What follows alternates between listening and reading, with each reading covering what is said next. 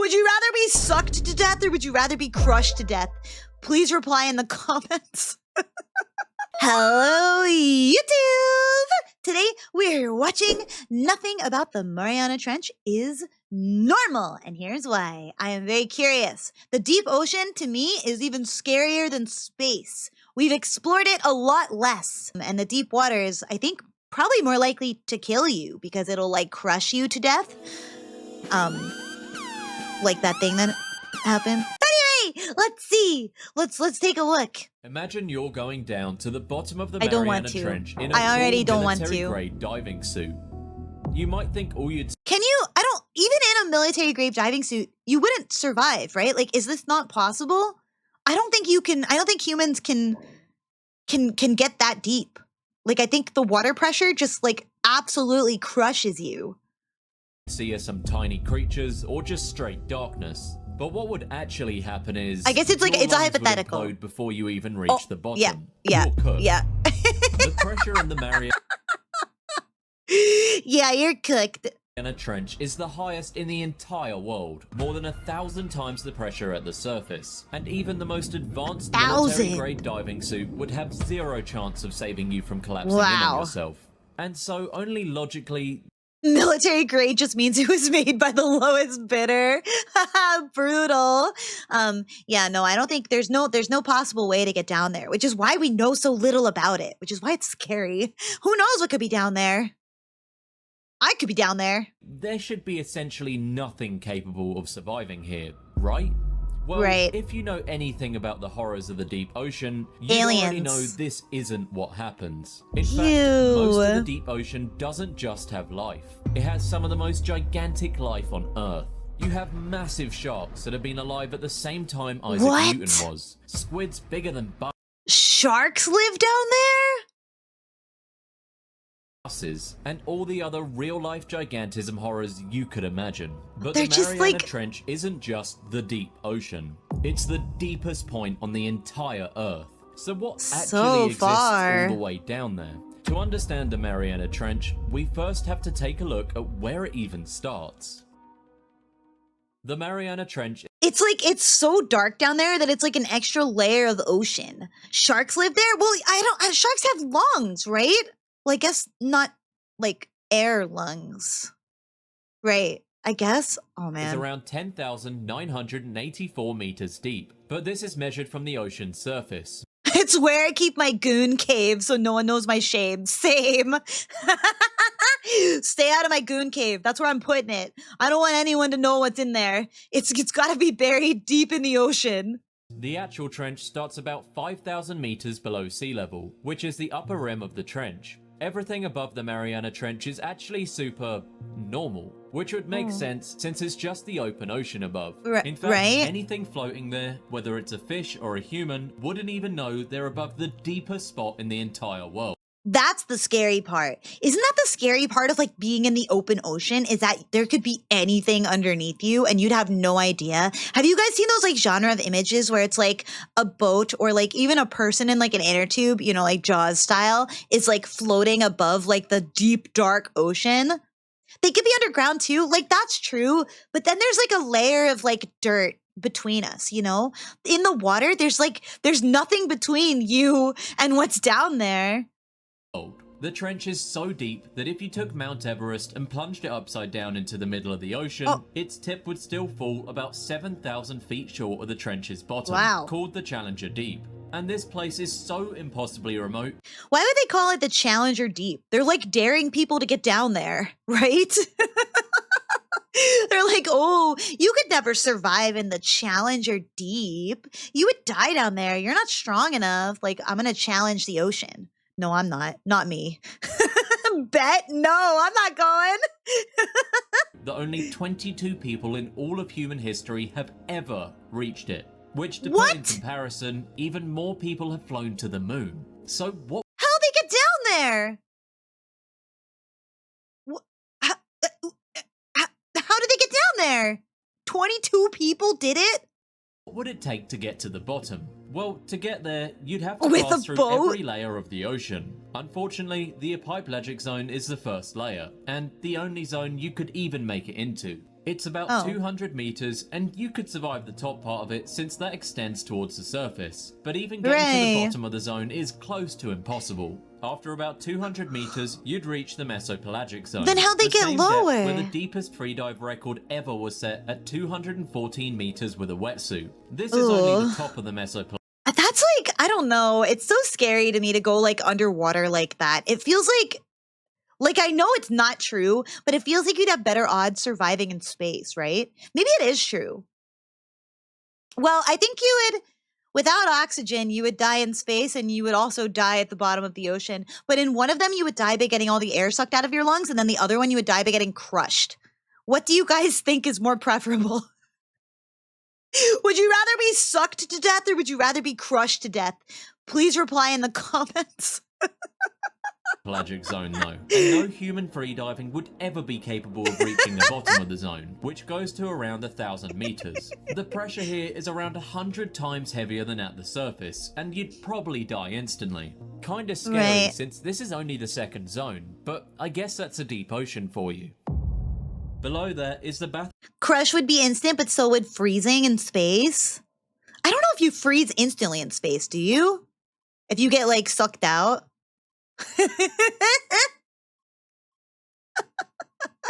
The spider crab that got pulled into a deep sea pipe? No! Pelagic zone, starting around 1,000 meters and stretching down to about 4,000. Ignoring the pressure that would have crushed you long ago, if you were somehow alive down here, you'd be completely blind, since effectively zero light can reach. And you'd also probably freeze to death, and the pressure is enough to crush steel. So you're probably wondering, how can this get even worse? I'm not as I wondering, but mentioned thank before, you. The Mariana Trench only actually starts at about 5,000 meters below sea level. We haven't even reached it yet. Past the Bathypelagic zone is the Abyssopelagic zone, which spans from about... They've got cool names though. The Abyss. They're really like, oh, you couldn't possibly challenge the Abyss. You couldn't get through the Midnight Zone. 4,000 to 6,000 meters deep. This is actually my favorite zone in the whole ocean. Not only because the Abyss sounds really cool, but also because it has some of the freakiest animals possible. This zone should actually be the bottom of the ocean, because for almost all of the ocean, The freaks are this here. is the bottom. But unfortunately for those afraid of the deep sea, this zone is only where the trench begins. At this point, the pressure is over 600 times what it was at the surface. Not that that really makes any difference to you, since you've already been crushed thousands of meters ago. At the top of this zone, you might find the Stygiomedusa gigantea, which if you couldn't tell by the name, is giganti. This is a massive species of jellyfish, specifically created by deep sea gigantism. It's over 10 meters across. Deep sea gigantism is such a weird concept. Like, how do they get that big while being constantly crushed? Including its strange tentacles that look like ribbons. There's only been about 100 sightings in the past 100 years of this giant phantom jelly. And because of that, we don't know much about their average weights or upper limits. But it's estimated to be around 150 pounds. Oh, it looks like it's coming out of me. me. They're large, but as most jellyfish go, they're not too heavy, at least compared to other giant creatures. Oddly enough, they don't sting either. They use the ribbon tentacles to slowly trap prey for small things that swim by. It's kind of like flies. Would you rather be strangled or would you rather be stung? Another great dilemma to consider. Personally, I think I'm not answering. But just the deep sea gigantism version of it. But at the very bottom of the abyssal zone is one of the largest squids in the world. And while you probably think I'm talking about I'd rather dry land that I know I usually can't shut up about, you actually won't see them at all here. The abyssal zone is oddly enough too deep for the giant squid, and they can only reach up to mid-bathypelagic waters. And while the giant squid is weak. They've been trying to say that the giant squid is like, super powerful, but actually he's getting no diffed by the Mariana Trench. You might also think of the colossal squid, which do actually live in the upper abyssal zone. They wouldn't be in the Mariana Trench, since they stick to the Antarctic waters only.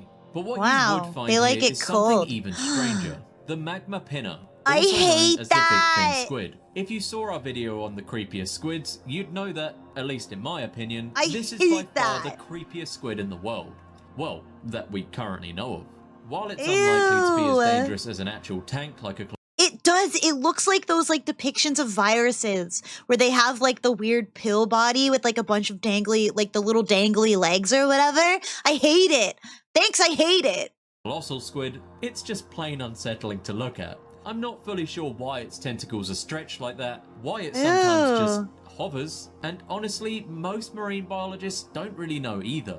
They're usually It does. It does. It looks exactly like the things from War of the Worlds. Wow, like the tripods? Well, I guess it's not really a tripod because it's got a lot more legs than that, but it does look like it. I do not like tentacles. I am not a fan. I'm not a fan of this. I don't want it. so deep and unbelievably rare that we can't even study them. Most of what we know is usually from juveniles. They stretch about 25 feet long with those weird elbowed arms 25 that just feet? hang. The most likely reason is that they're used to catching smaller things passing by, but we've never actually caught It's a like a live big adult net. specimen. These squids live so deep that sometimes they even reach the upper Hadal Zone, which is so deep that it's usually too deadly for even most normal squids. Wow. And yes, this creature is another example of the deep sea gigantism Ew. effect. It doesn't just have to turn big things bigger though. It can also affect smaller things, like isopods. The giant isopod is the same family as normal pill bugs, but instead of being a I think isopods are super cute.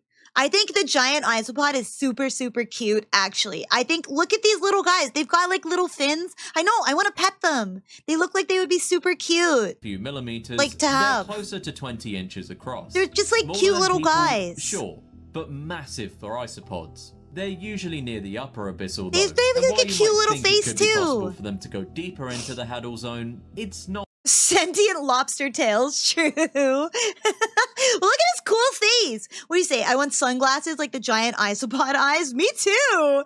He's got cool glasses on. He's just like a chill little guy. Like he's like a little guy. Like you want to pet him, you know? Not super likely. Plus, it wouldn't benefit them either, because the Hadal Zone is probably the worst place you could live on Earth. This place is so remote that it doesn't even exist in most parts of the ocean, and only in deep ocean trenches. And of course, that includes the Mariana Trench. It stretches from 6,000 meters all the way down to 11,000. And the only reason it doesn't stretch more is because the Challenger Deep is already the deepest part of the ocean. The pressure is so deep. It can't get more because it's already the deepest part of the ocean. It can't get any deeper because it's already the deepest part of the ocean. I guess so. I guess so. That it's over 1,000 times the pressure at sea level. And I'd usually give some wacky comparison, but I don't really think you could actually imagine what it's like to have the entire weight of an adult African elephant standing on every single square inch of your body. Interestingly, you might expect there to be some of the craziest giants you've ever seen there, but that's not really the case. The Hadal Zone is so unbelievably hard to survive in that deep sea gigantism actually starts to reach its limit. Things get bigger and bigger until they don't. The more body you have, the more pressure there is crushing every square inch of it. Is it kind of like the more pressure that is on these guys, they get like kind of stretched out, like taffy, like they're getting pulled like taffy? Like you guys watch the Willy Wonka or whatever, where the guy gets like super stretched out like taffy. Kind of like that, right? I guess because they're like long spindly legs, so I guess like all the pressure just makes them get all like kind of stretched out and like elongated. A small organism can handle that better because it has less surface area for the force to act on and fewer internal parts that can collapse or malfunction. As well as probably the more important issue, there's barely anything even here. Food is so limited that you literally can't even get enough at some point. It's strange to think, and most channels don't usually cover this because they like to play up the deep sea gigantism effect. But the Hadal Zone is basically the end of deep sea gigantism, and effectively where the deepest sea shrinking starts. Sea shrinking? Just get infinitely bigger, and while there may I like that he's given the little guys representation, you know? The little guys never get represented. Everyone always wants the big guys, but where are the little guys, you know? maybe some undiscovered squid bigger than a giant squid elsewhere in the ocean, it's extremely unlikely that it lives in the deeper Hadal Zone. It's I hope just not. simply too deep. So, what actually lives here? One of the most well-known is the Mariana snailfish, the deepest living fish ever discovered. And no, it's not a snail, it's a fish. It's small, almost translucent, It looks with no gross. scales, and a body so soft it would collapse under normal pressure at the surface. But down here, that jelly-like body is perfect. It's bends kinda instead of cute. breaking, letting it survive more than 8,000 meters deep. It looks a little bit like a tadpole, right? It's a little bit like a tadpole. It's kind of cute. It's growing on me a little bit, like a wrinkly old person. A little bit. foot long too. There are Like a- amphipods too, which are shrimp-like crustaceans that can survive all the way down to the Challenger deep. Whoa, Some of look them at have it. special proteins that stop their cell membranes from collapsing under pressure. Others Wait, even that's eat bits cool. of plastic that have somehow made it this far down. Those are, bleh, bleh. Go back to the shrimps. There are Bleh. also xenophyrophores, which are giant single-celled organisms that live right on the trench floor. They can grow up to 4 inches wide, Ew, they making look them like some of the brains. largest single cells on Earth. Strangely, xenophyrophores might actually be important for life down there. They create little microhabits out of sand and minerals, providing shelter that's- for other small organisms in an nice. otherwise barren wasteland. Single cell even is though they're crazy. single-celled, they kind of act like ecosystem builders for the deep trenches. Not really as epic as giant squids, but you don't get much better this deep. Besides They that, look gross, there are though. worms, microbes, and other tiny scavengers that feed on marine snow, flakes of dead plankton, Worms. feces, and organic dust falling Ew. from above. Life in the Hadal Zone isn't really some cool zone of giant monsters battling each other beneath the water. It's basically just you die or you barely survive. And that's why the I thought he was going to say, like, it's just a bunch of little guys. I don't know why I thought that's what he was going to say, but that's what it is, right? It's just a bunch of little guys, and they're trying to survive together down there. It's more inviting aesthetically in, like, my brain than the big monster zone with all, like, the weird tentacle creatures. The Abyssal Zone is my favorite. More cool monsters are there. But where Wow. else does the Hadal Zone exist besides the Mariana Trench? Well, There's the more? Hadal Zone is usually created when the abyssal plane cracks open due to immense tectonic activities and forms ocean trenches, just like the Mariana Trench. There are about 20 major ocean trenches around the world, mostly found in the Pacific Ocean. The most famous ones are the There are Tonga more? Trench, the Philippine Trench, and of course, the Mariana Trench. But if it's basically a death sentence to even exist there, how do we It's like the tectonic plate thing, right? Where, like, the trenches are found between the different tectonic plates or something. I'm smart. I know brain. know anything that's down there? Well, the short answer is we barely do. The only reason we know anything about the Hadal Zone is because of a few extremely rare and insanely difficult missions. Missions Wow. with the most advanced submarines and people with the most advanced guts to actually get in one. I don't know. I don't think you could pay me any amount of money to go down there in a submarine. I don't think you could pay me any amount of money to go down there. Like $5 billion, and I'm still not doing it. I could never. I have like the kind of claustrophobia that would make that kind of thing an actual panic attack inducing nightmare. Like I think I would just have such an extreme panic attack that I would die even if the sub doesn't implode. I just don't think I could handle it. I think I would panic and try to like escape, and then I would break the sub anyway because I would be like trying to get out or whatever.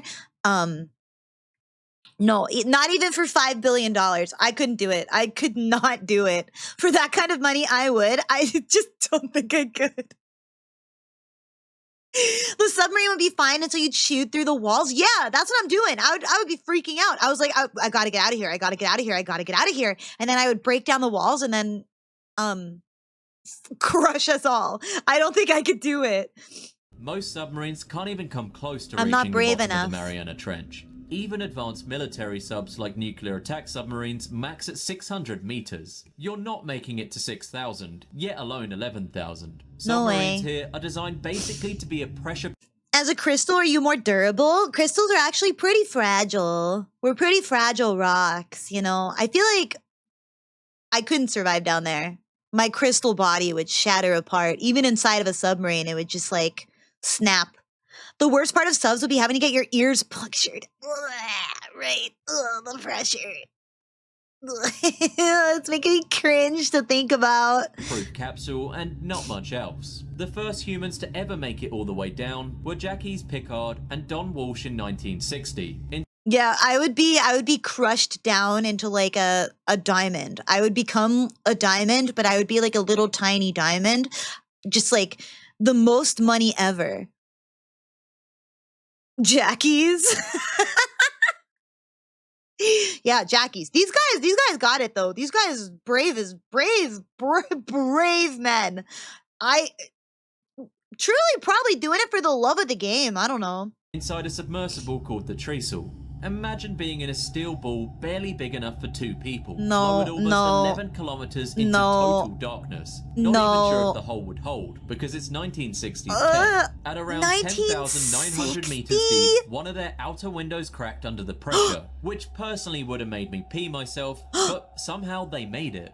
They stayed at the bottom for about 20 minutes before beginning the long, silent rise back to the surface, probably staring at that crack the entire time. After that, no one went back for more than 50 years, because the submarine cracked and they still went down? Or they survived. That's crazy. 1960s tech too is... I wouldn't trust tech from today. Oh, the window cracked when they were down there. The fact that it did that and they didn't like immediately, well, I guess they immediately tried to go back up, but you can't just like drag it up. You have to go slow. Wow, terrifying. That's so scary. I would have peed myself. Like he said, I'm peeing myself. That whole submarine is going to be full of pee. Who would honestly want to even go down there? The next major descent didn't happen until 2012, when James Cameron, the same dude who directed Titanic and Avatar, piloted a one-man sub called the Deep Sea Challenger. James Cameron? Not the most unique name, I guess, but he did become the first person to reach the Challenger Deep solo. His vessel was shaped like a tornado, covered in bright green plating, and specifically designed to just go deep. He described the bottom as a This man has an ocean obsession. His hyperfixation is the ocean. He's obsessed. This man loves the deep ocean. Completely alien world. Flat, desolate, and with fine sediment that looked like grey powder and no sign of big animals anywhere, which would line up with the end of deep sea gigantism that I just mentioned. In 2019 though, a guy named Victor Vescovo broke the depth record again with his sub-DSV limiting factor, reaching nearly 10,000. James Cameron makes movies solely to fund his ocean exploration hobby. That's true. That is true. He's using all the funds from Avatar to fund more expeditions into like the deepest ocean possible.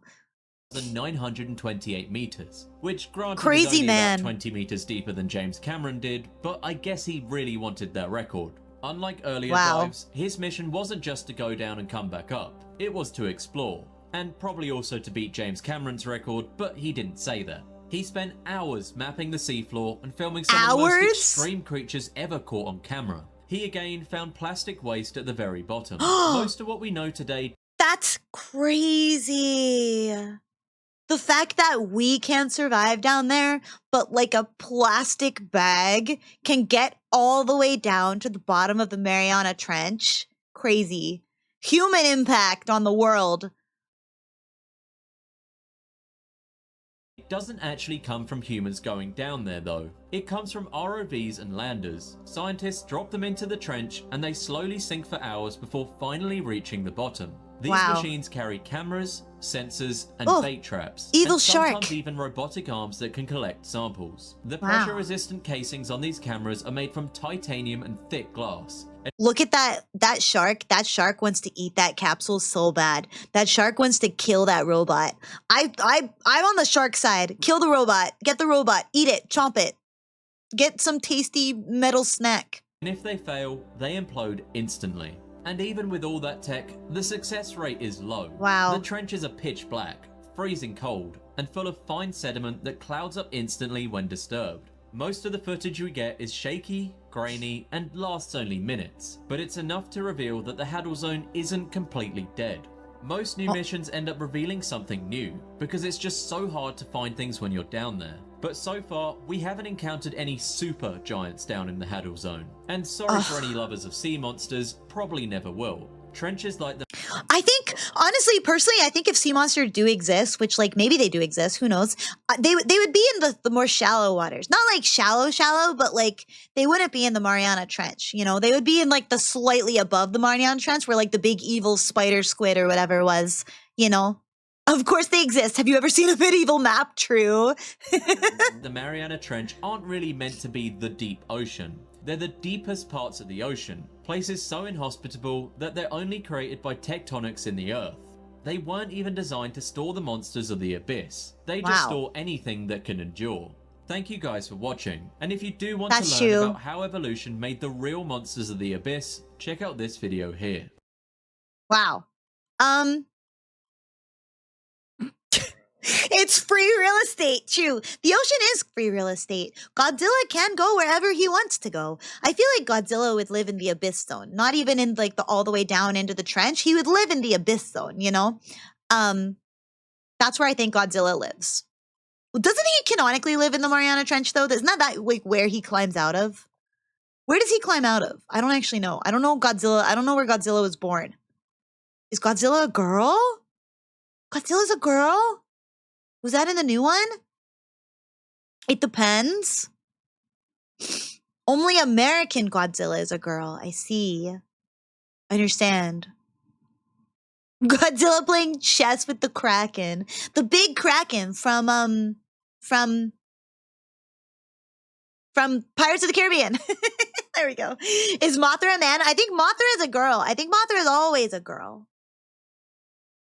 Godzilla, Mothra, Yowie. Godzilla, Mothra, Yuri. Anyway, thank you all so much for watching. I hope you enjoyed it, and I will see you next time.